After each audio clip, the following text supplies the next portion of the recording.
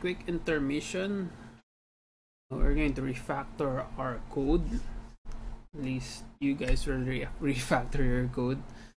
The point is, we need to, our code is getting bigger, we need to clean it up so that it would be a lot easier for us to maintain the code. Normally this isn't present in other tutorials, but since, well, this is quite short for a tutorial, we're going to include it anyway.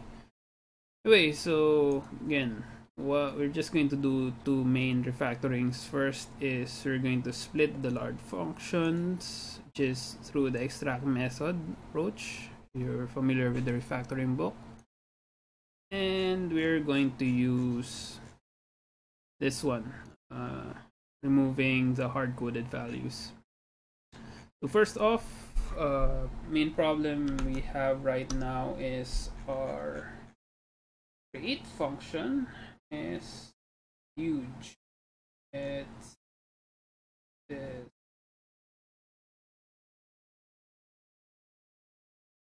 You can see it's big. Same thing with our update. We want our functions to be small and manageable. And in terms of function order, there's really no there's no main standard for it. Some people prefer alphabetical, some people, or some more experienced people, prefer putting the code in terms of the scoping order. Say functions that use other functions should be close together, and that's what we are going to use. But either way is fine, because again, modern editors allow you to quickly jump between functions. So for example, if you want, you're coding here, want to jump to the enemy hit function in Sublime Text, just press F12 and you're going to go to the definition.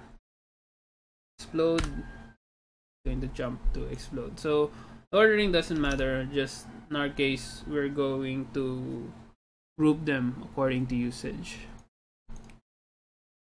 So yeah, so the order, have first the loop functions at the top. The top would be the create, preload, create, update, render. The bottom would be, at the middle would be the functions used by update, and later the functions used by first the create, then the functions used by the update, and at the end you have your utility functions used by throughout the game. It's the code itself, right? So let's start with the create. So we're going to extract each part.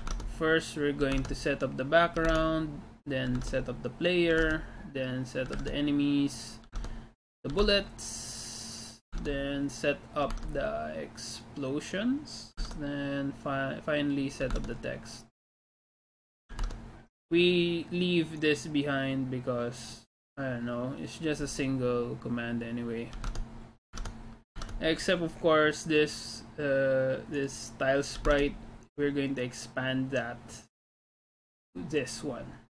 This would remove the update function later. Right, so let's just copy paste things, create, clean everything.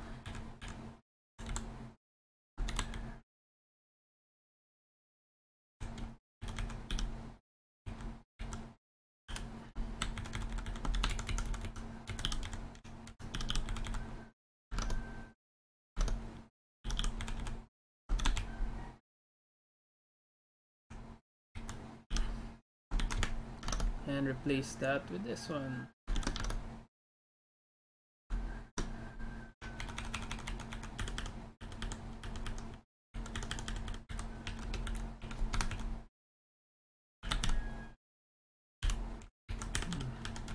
It's too big. Then we create our new create functions. This is from 79 to, so again, our create functions would be after our game loop create related functions. Too much.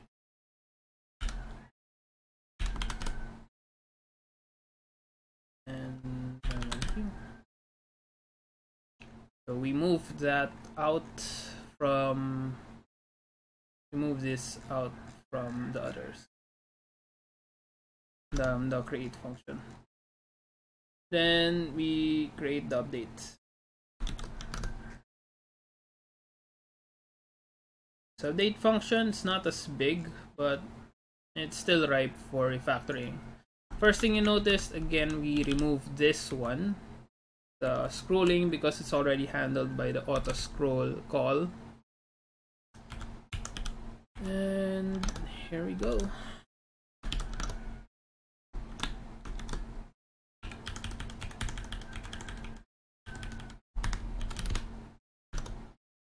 Then the final functions. 1, 2, 2.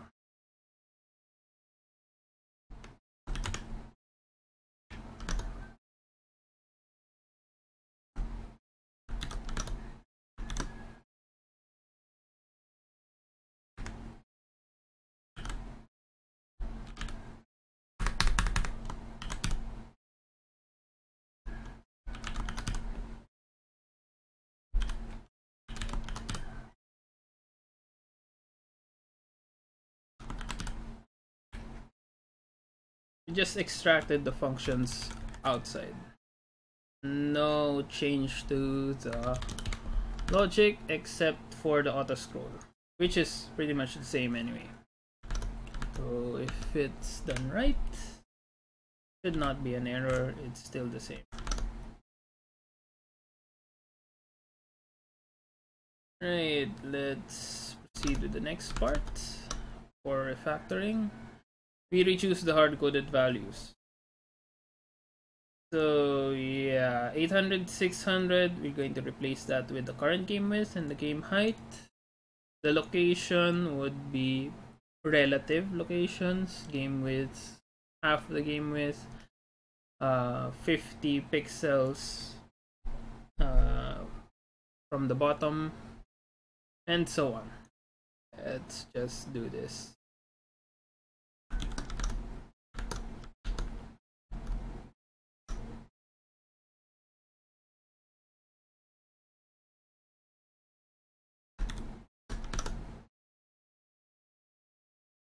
Set a player.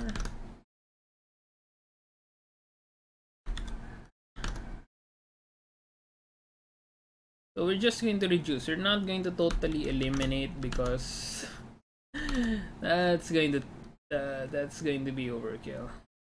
For example, this 0.5, we're going to replace that with a constant like center, and it's not a good idea.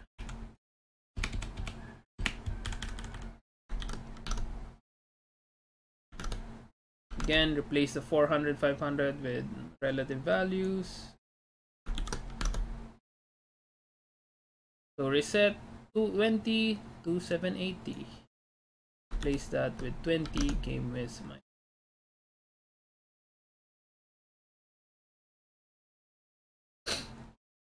Then constants. Note that we have constants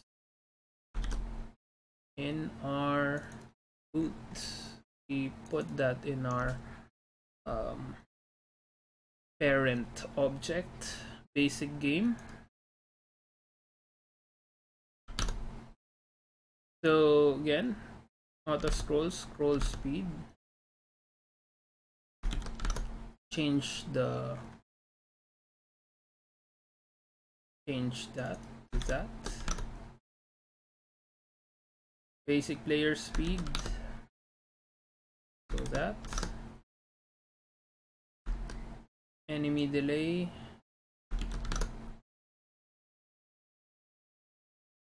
is also that.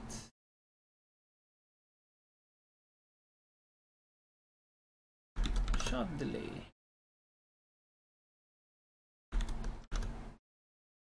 That instruction expiration date, and yeah, spawn enemies velocity,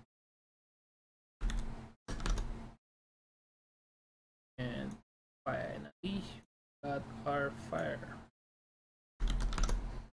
which is there.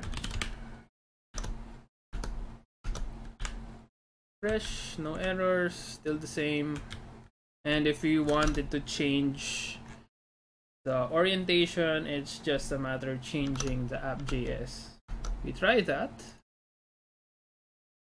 I don't know, change this again to 600 by change that to 400.